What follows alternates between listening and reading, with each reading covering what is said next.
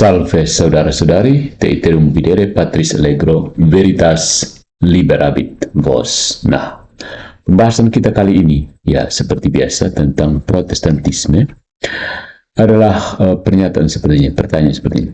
Mengapa pandangan Protestan tentang kanon kitab suci harusnya membuat mereka menjadi orang Katolik?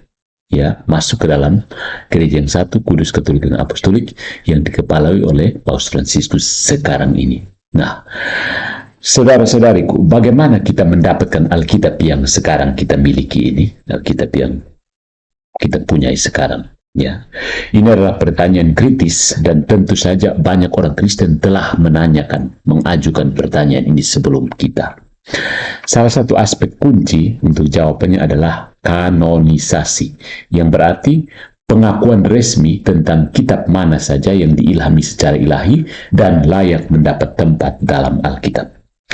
Pertanyaan ini kita mundurkan kembali ke Sang Bidat Marcion yang meninggal pada tahun 160 Masehi dan diekskomunikasi pada tahun 144 Masehi.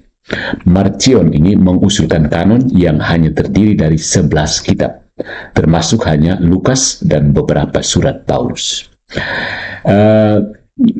Cerita Protestan yang umumnya tentang kanon itu terjadi seperti ini.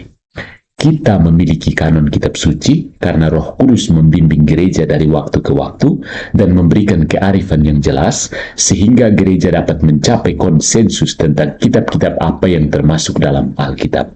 Itu sudah diselesaikan sejak lama dan infalibel karena dibimbing oleh Roh Kudus. Tampaknya ini menarik ya, Protestan percaya bahwa gereja bisa membuat keputusan yang diilhami secara ilahi yang mengikat semua orang Kristen. Dan bukankah hal ini cukup atau sangat menarik? Jadi jika gereja dapat membuat penilaian yang infalibel, seberapa masuk akal bahwa hanya akan ada satu saja penghakiman seperti itu dalam seluruh sejarah kekristenan? Maksudnya begini, kenapa Protestan hanya percaya bahwa gereja bisa menetapkan kanon kitab suci, tapi gereja tidak menetapkan lagi yang lain-lainnya? Aneh, bukan? Atau bahkan ada yang sama sekali menolak bahwa kanon kitab suci itu poin dia dengan sendirinya dia jadi kanon. Mungkin tiap kitab suci mengatakan, saya ini kanon loh, saya ini diilhami loh. Klaim Katolik hanyalah bahwa otoritas untuk membuat penilaian yang sempurna atau infalibel itu yang diterima Protestan sehubungan dengan kanon kitab suci tidak terbatas pada satu topik tunggal itu saja. Nah, kita lihat contoh bahwa ternyata Protestan itu cherry picking. Ya, itulah inti dari heresi, memilih ya.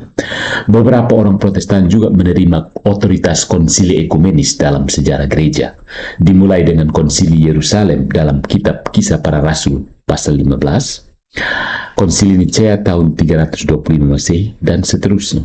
Tetapi Protestan saat ini tidak dapat memiliki konsili ekumenis dan mereka tidak pernah bisa memilikinya sejak Martin Luther, meskipun banyak terdapat ketidaksepakatan dan kontroversi yang menyebabkan perpecahan.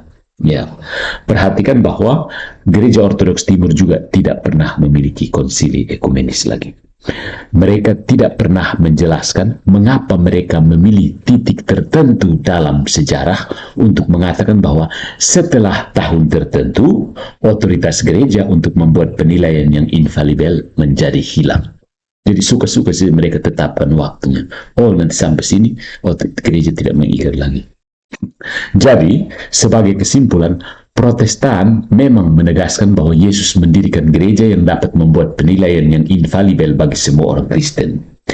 Jadi begitu mereka membuang asumsi bahwa otoritas ini hanya terbatas pada satu topik, yaitu kanon kitab suci saja, maka mereka dapat masuk ke dalam kepenuhan iman Kristen kita di dalam gereja yang satu, Kudus, Katolik, dan Apostolik, yang sekarang dikepalai oleh Paus Fransiskus.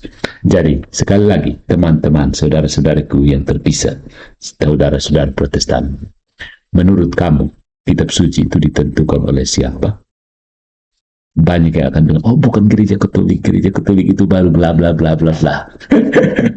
Terserah.